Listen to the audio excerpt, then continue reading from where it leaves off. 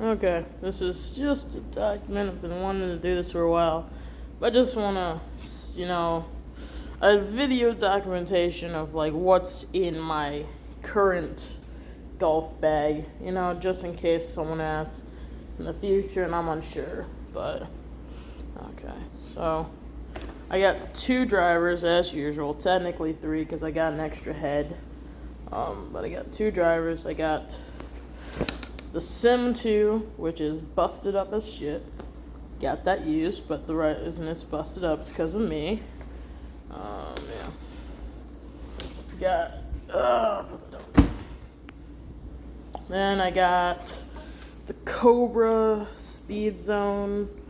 Not the extreme, but the lower spinning one. I like it. It's like my go-to. I kind of just need to put something out there. Don't need to be fancy. I dropped it. I just, yeah.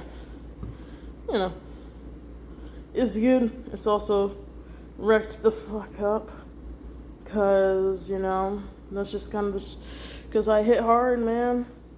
I hit hard and I don't know how to clean a driver. So, yeah. Okay. Then we got Cobra. What was it? Speed Zone Big Tour. That's what it's called. Another low spinning monster. Yeah, I got this to replace my $10 3-wood. You see there, it's about 12 degrees in loft, stiff flex with a hazardous smoke shaft. And I'd say from the top, only slightly scratched up and buffed and shit. Face wrecked. I mean, I've cleaned it so many times. It's wrecked. Bottom of it, not super wrecked. That face is there's not even dirt. That's just scratching. That's just paint. That's just everything, man. Okay. Then, of course, I got my spare shaft for my Speed Zone driver.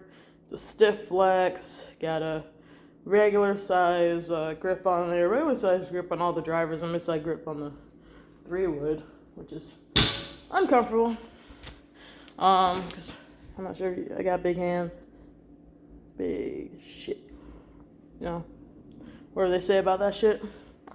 Oh yeah, then of course, the best part of my bag is my driving irons. I got this Cobra King Utility driving iron, 17, lofted down to 16. It's a 2-iron, more like a Titleist 1.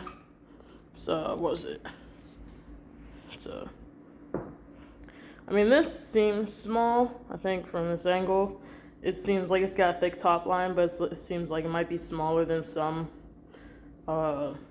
just some clubs, I guess.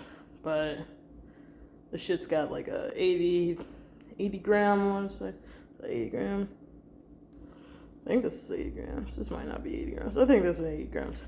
80 gram Catalyst, 60 grams. 60 gram Catalyst shaft leading up to that head. And it's been cut down just a bit. Regular size grip, terrible for the hand.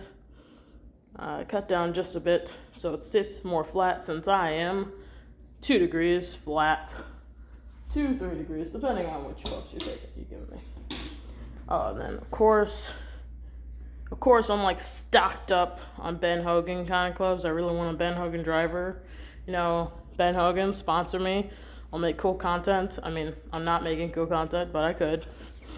I got this Ben Hogan UI High 3-iron, which I got out secondhand, so I'm not sure if it's bent or anything. It's just like a 3-iron. And this shit is a fucking butter knife compared to that other one. This shit's got nothing behind it. It's got this steel face. And this ain't even a graphite shaft. This may be black, but this is like a CS taper light low spin ultra something shaft. Wait, let me see. Ultra something shaft. Like, man, you can't, like, just comparing that top line, man. You can't even see the other fucking side of that club. But I love it. They go about, even though that one's 18 degrees and this one's 16 degrees, I think just because of the weighting and the style, I hit them around the same distance. Probably hit the Cobra King one. I'd say it flies a lot higher because this is, of course, like, it's got your more traditional look. It's supposed to spin a little bit more, supposed to be your controlled 3-iron or, like, was it high iron? Not high iron. Low iron? No. Long iron. It's supposed to be like a good long iron replacement. But I'm not really one for long iron replacements. I just like that driving iron off the tee. So that shit's like a long driver. If you can get it up in the air, it'll go up in the air and it'll be the fucking best shot you hit all day. And it'll go far because it's got no effing spin on it. But shit, that, if you can't hit that clean, you're not hitting that. If you're like looking at it and you're like, oh, that's kind of cool, you know, maybe I'll buy one because they're only like, you can probably get them secondhand for $80, get them first hand for $100. You know, you could get them brand new on me for like $110 off Ben Hogan's site. Probably thinking, oh man, I should, you know, check it out maybe. Bro, if you ain't hitting your 4-iron just like out the middle crisp almost every time, man, you don't need one of those. Get the freaking, like, get anything else. That shit's hard to hit. And then, of course, you know, rest of the irons are these Ben Hogans. I think this is the 4-iron. The clubs I use the most are most likely going to be 8 pitching wedge, 9, and 4-iron. I don't like using my 7-iron too much, just because it feels like an unnecessary club. But I almost but I use 4-iron when I'm anywhere between a 7-iron and a 4-iron distance. Like I'll fly that green because I'm never touching my 5 or my 6. Yeah, like just to prove to y'all that I got. Here's my 5-iron, a little touched, a little. You know, definitely not perfect, but I'd say, you know, it's pretty damn good shape and pretty damn untouched compared to my 8-iron. I mean, take it, I did just go golfing, so this is a little bit more dirty, but that's the face of my 8-iron. That's the back of my 8-iron. That's the toe of my 8-iron. This shit's all that way. Personally, I love Ben Hogan clubs. I love these clubs a lot. They saved me, put me through like one of my best seasons. And you know, when you can get a hold of these, like if you're a good iron striker looking for irons that you can control but have a little bit more forgiveness than a blade, right? Like these are the irons. These are the irons with a little bit more forgiveness than a blade, probably not as much forgiveness as like a cavity back. And you know, don't believe Ben Hogan when they say, oh, it's the best player's cavity. Nah, this is a blade. This shit's tiny.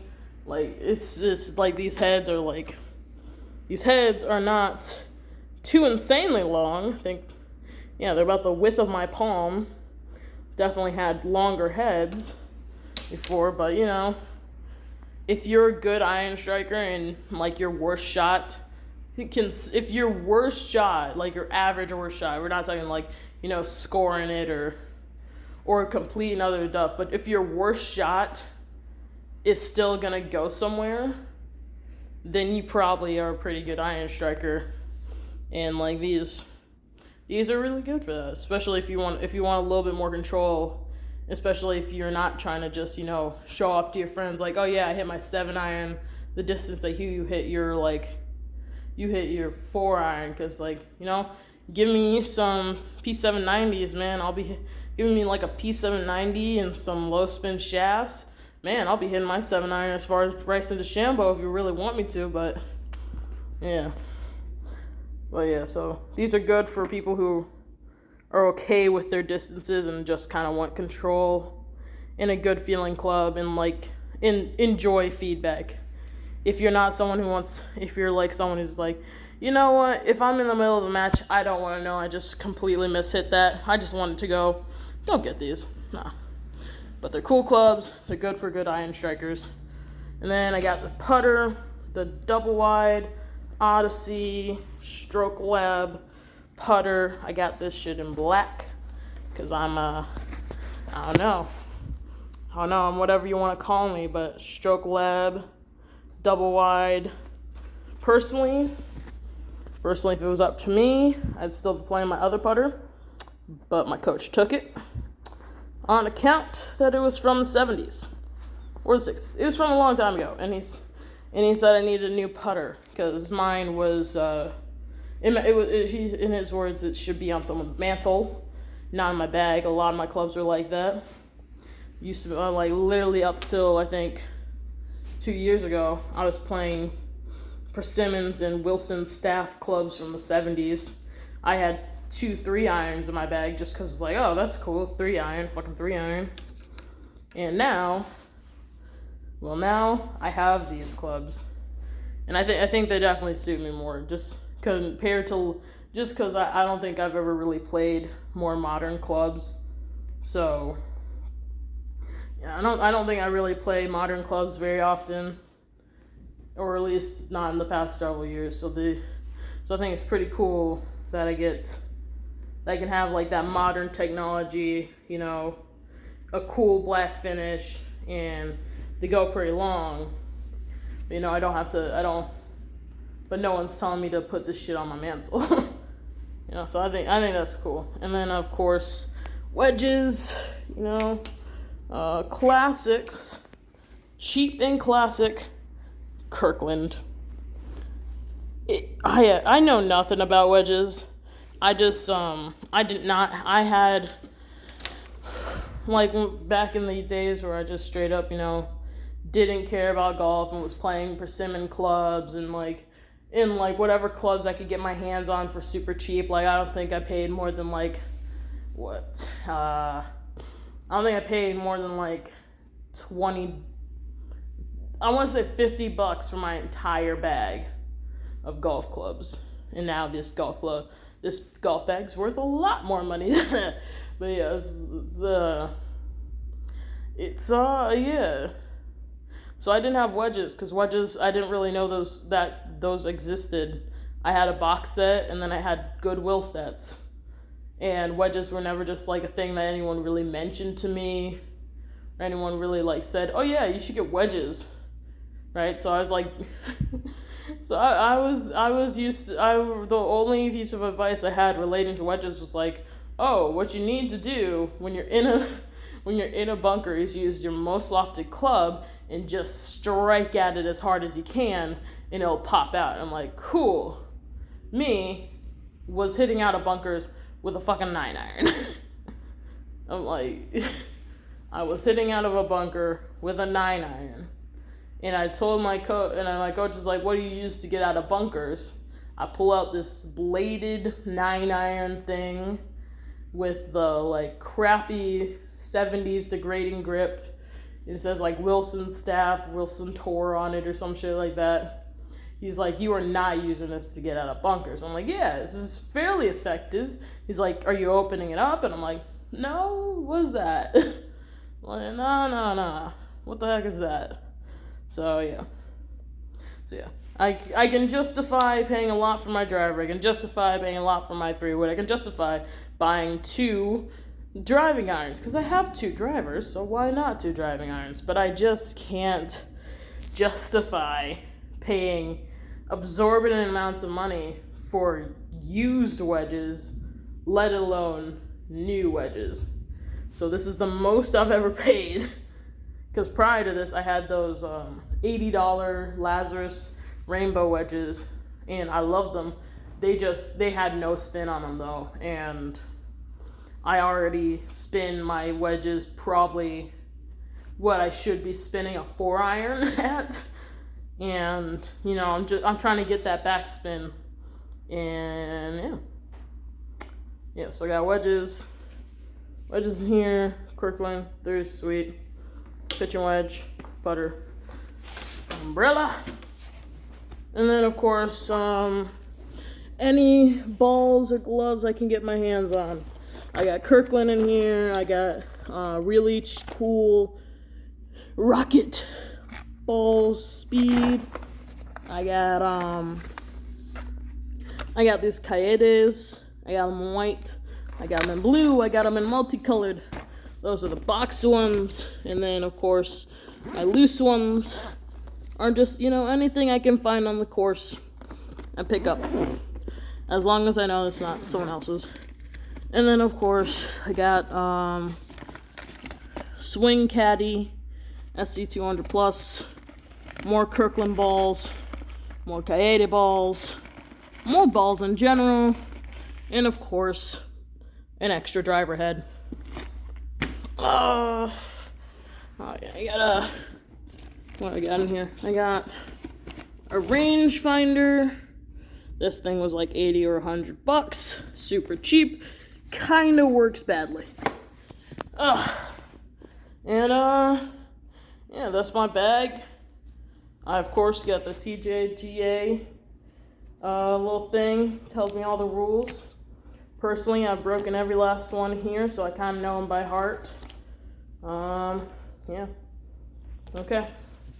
It's a long video, but I wanted to do it just for posterity's sake. Probably gonna videotape my swing pretty soon. Just for posterity, so I know what I'm looking at right now. Okay, peace out.